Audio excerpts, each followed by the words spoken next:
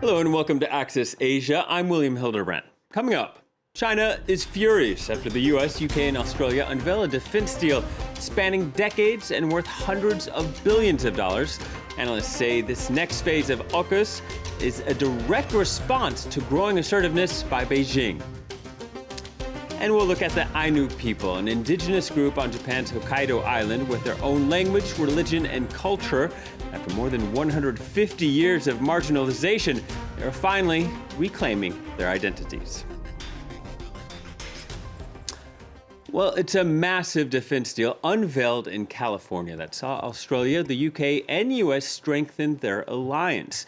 It also revealed that the multi-decade military partnership is chiefly concerned about China. Under the so-called AUKUS Defense Pact, Australia will acquire up to 8 nuclear-powered submarines costing up to $368 billion between now and the 2050s. Here to tell us more is our very own Nick Rushworth. Hello to you, Nick. Let's begin with reaction. First of all, no surprise that Beijing called this a provocation.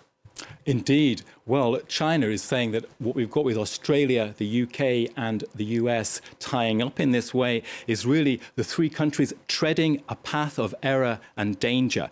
Now, this deal involves selling Australia US nuclear-powered submarines, but goes a lot further in terms of technological cooperation. The aim of AUKUS is to beef up Western muscle, to really show that it's there and present in the Indo-Pacific region.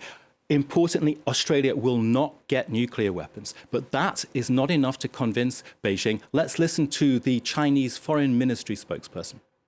China urges the three countries to heed international demands, abandon the outdated Cold War zero-sum mentality and narrow geopolitical concepts, fulfill international obligations, and avoid taking actions that harm regional and global peace. Yeah, Nick, an op-ed in China Daily saying that Beijing is a peacemaker. Well, the China Daily has a comment piece by the chief of the paper's EU bureau, who slams what he calls the incessant fear-mongering against China by the United States. Now, the headline for the paper is China makes peace while US and NATO make wars. The piece and a whole series of articles in the China Daily and in the Global Times, another Beijing mouthpiece, is hailing Beijing's mediation role in the resumption of ties between Iran and Saudi Arabia. Now, the quote in this piece is that China can broker peace between Tehran and Riyadh because it has not taken sides in their disputes. Now, the piece is just dismissing totally AUKUS as just another business deal for the US. Only this week, Xi Jinping has launched an initiative called Global Civilization Initiative. The Global Times, if we go to that paper, saying in its headline, "This is a gift to the world, another gift to the world." The quote there is that Beijing wants to make the garden of civilizations more vibrant and end the clash of civilizations, which we've heard so much about over the decades, and also the superiority of civilizations. Yeah, it sounds like the dialogue of the deaf here with the current friction, part of a pattern of escalation.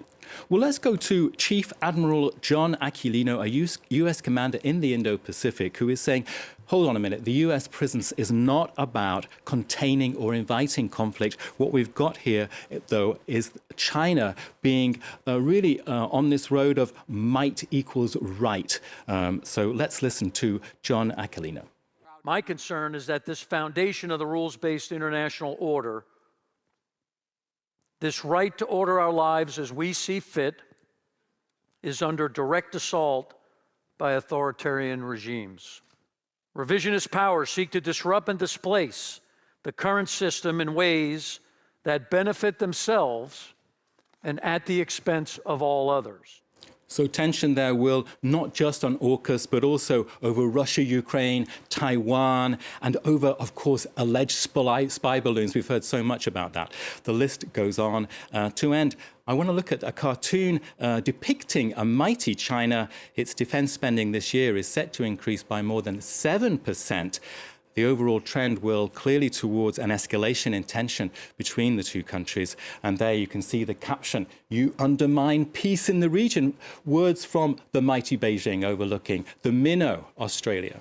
All right. Thank you very much, Nick. Nick Rushworth taking us through that. Meanwhile, Chinese-owned TikTok is one of the most popular apps in the world, but there are growing concerns over privacy and surveillance. The United Kingdom recently banned the app from official government devices, New Zealand taking similar steps. And this comes after restrictions were also imposed in Canada, the European Union, and the United States. India banned TikTok 3 years ago, following a deadly clash with China at the Himalayan border. In the wake of that decision, Indian developers have been racing to fill the void. Take a look. Geet is one of the 200 million Indian users left helpless after India banned TikTok in June 2020. When the news hit, she lost almost 12 million followers in one night. She used to have 3 different channels where she taught English to her Indian viewers and gave relationship advice. It is raining very hard. I think that TikTok was an equalizer. It put everyone on the same playing field. There were people who, had gone from being very, very underprivileged to they were providing for their whole family. They were the sole breadwinner by the videos that they made on TikTok. Geet has relaunched her content on Instagram and YouTube, but she still misses TikTok and its ability to reach a wide audience. I did, of course, start posting videos on other platforms, and all these other platforms came up with their TikTok alternatives pretty fast. The Indian government shut down TikTok after a deadly clash with China at the Ladakh border. More than 200 Chinese apps were banned following the incident. New video apps rushed to fill the market gap. In Bangalore, India's Silicon Valley, Ankush Sachdeva saw TikTok's censorship as an opportunity to create Moj, India's first short video platform, counting 350 million monthly users.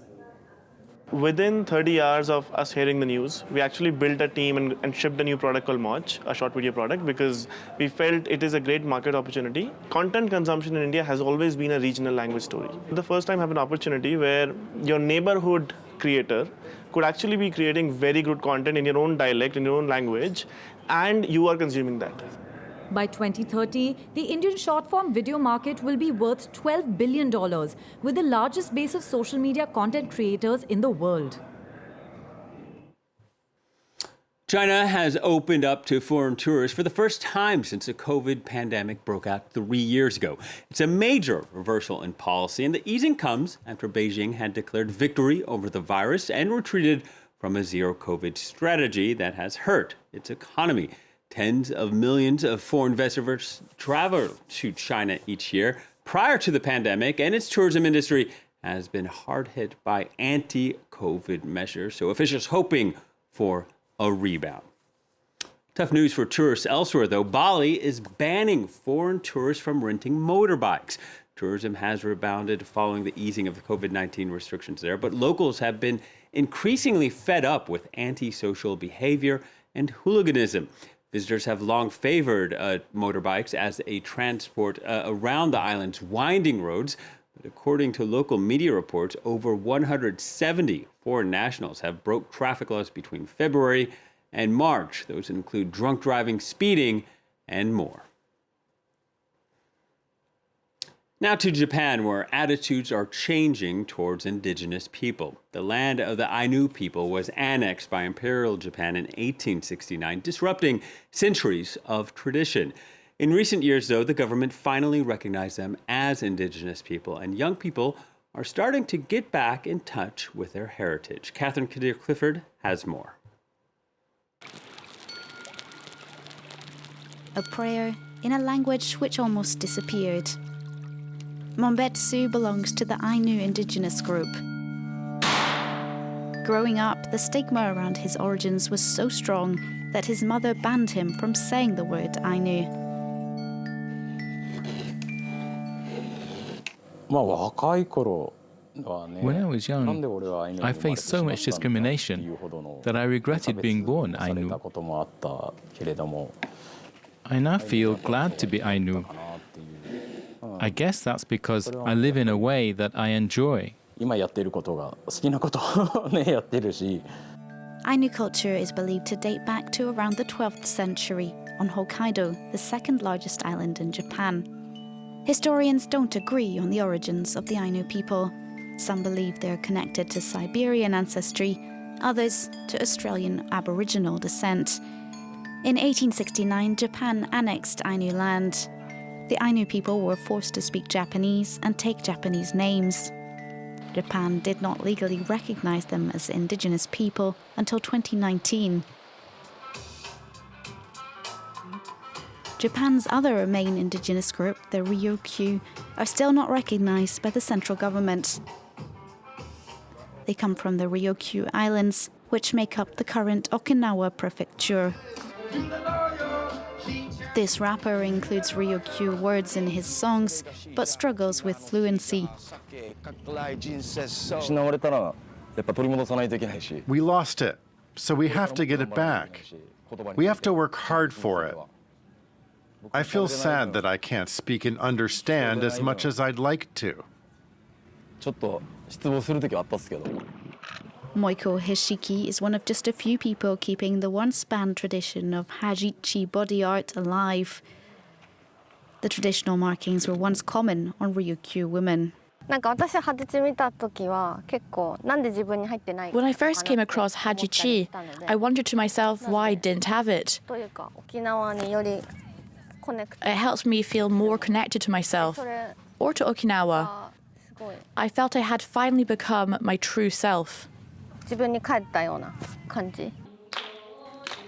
At Japan's Sapporo University, the Ainu Club was created 15 years ago and met with major backlash due to widespread taboo.